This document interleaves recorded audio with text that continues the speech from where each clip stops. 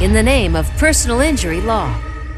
We have been covering many aspects of the 2019 amendments to the Michigan Auto No-Fault Insurance Law. Today, we will take another look at the effects these laws are having on catastrophically injured people. We have personal injury attorney Steve Sinas with the Sinas Dramus Law Firm here today with us, and he has brought with him a special guest. Steve? Thank you so much for having me, Lisa. I'm very honored to have a special guest here. It's Brian Woodward. He's a friend, he's a colleague, he's also a client of mine. And he has a very compelling story to share about how he sustained catastrophic injuries in the form of a spinal cord injury in a motor vehicle accident that happened on November 5th, 1983, and how the no-fault insurance system throughout the past several decades has served him well, and how things have gone exceedingly different for him over the last year due to the changes in the law that was passed in 2019. So I'm very honored to have Brian on. Brian, thanks for being here. Thank you for having me on. I really appreciate the opportunity. Well, welcome, Brian. So first, can you tell us a little bit about how you were injured and also how the no-fault law has helped you over the years?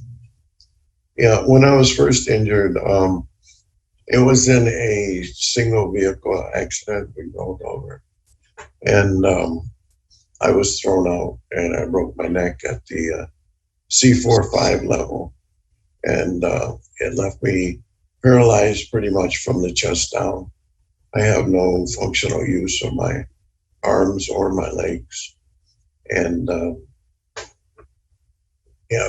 from there, there's other medical complications as well. But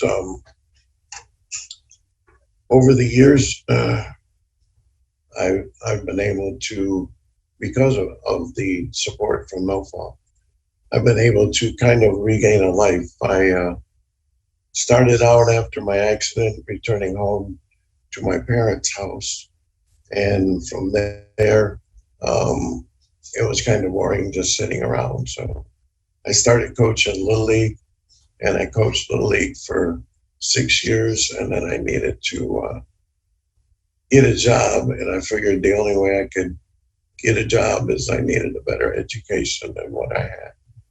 And so I went back to school, and I graduated from Northwood University in Midland with a Bachelor of Business Administration degree.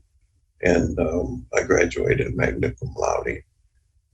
And so after that, after graduation, I went back and tried to get into the workforce, and I was able to secure a job with a contracting company who contracted me to one of the big three automakers.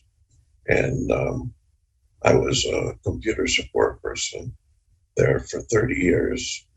And in that 30 years, I was able to pretty much create a normal life. The previous no-fault law, the whole gist of that was to return people back to as normal as possible as they were before their accident. So I was attempting to do that. And as I said, I was working with one of the big three automakers. And I eventually bought a house in Detroit. And throughout those years, I was I ended up buying my own home. I pay my own bills. I pay my taxes. I mentor young children. I mentor other disabled. I participate in my community. A little trouble breathing right now, but 1 second.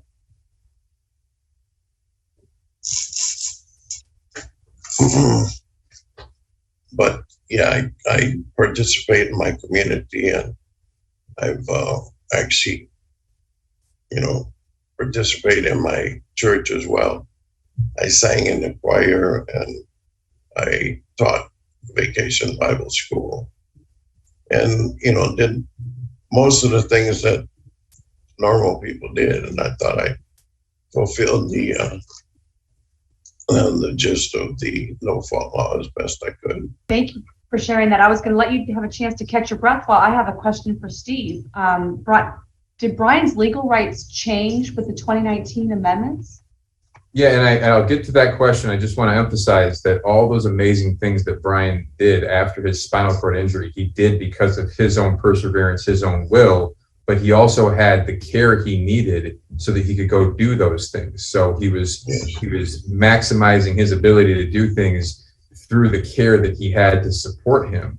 And so that was so fundamental to his life. And to get to your question, Lisa, the issue that he's fighting for is whether anything changed under his contract of insurance, his rights as established under the old law by what the legislature did in 2019 when they amended the law. And there are lots of legal fights playing out in the courts about whether people like Brian, whether their rights were changed by the 2019 reforms.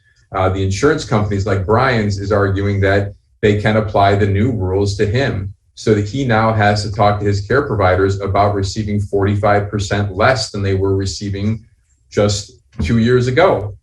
And he also has to deal with the restrictions on family provided attending care and all the other limitations that the legislature put into effect in 2019 when he was injured in 1983, sold a policy that didn't have any of those rules in it.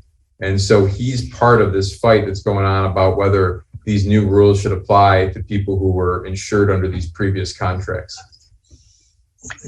And in the meantime, Lisa, the thing is that he's got to find care as if the new rules do apply, because that's what his insurance company is saying.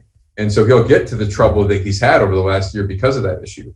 So Brian, how has the insurance company's application of these new rules changed your life? Yeah, as Steve has said, the burden of having medical expenses was lifted under the old no fault law, but now they're, like he said, it's my caregivers have pretty much all gone away because they couldn't afford to keep a job that paid so little by getting their pay slashed by 45% also. And so it threw me into a dilemma where I had to end up going to like a rehab facility to have a roof over my head and some margin of safety. So is that where you are now, Brian, instead of at your own house? Yes, I haven't been in my house for almost a year now, ever since the law took place. And I've had to live here. And my medical condition has definitely declined because of not having the one-on-one care. And I've had many hospital visits and many close to death experiences for being in not the correct one-on-one care.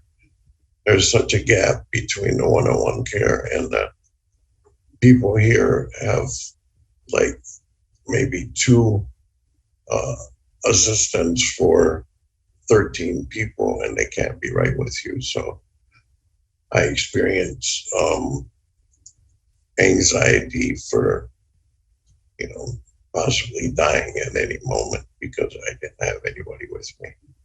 And so I just want to say in closing, I just thank Brian so much for coming on to tell his story. It's obviously now a sad one when it was really one of triumph following such tragedy. And hopefully he gets his rights restored by the courts. We'll have to wait and see though. Thank you, Brian. Yeah, and just real quick, I have lost my job and all my medical and the ability to pay my own bills. And, I used to go on vacations and stuff like that. Can't afford to do that and can't find anybody even to take me to church anymore. So that's really changed my life a lot. Wow. That's where we're at. We'll keep fighting, Brian. I will keep fighting. Good. I want you to. In the Name of Personal Injury Law is brought to you by the Sinas Law Firm.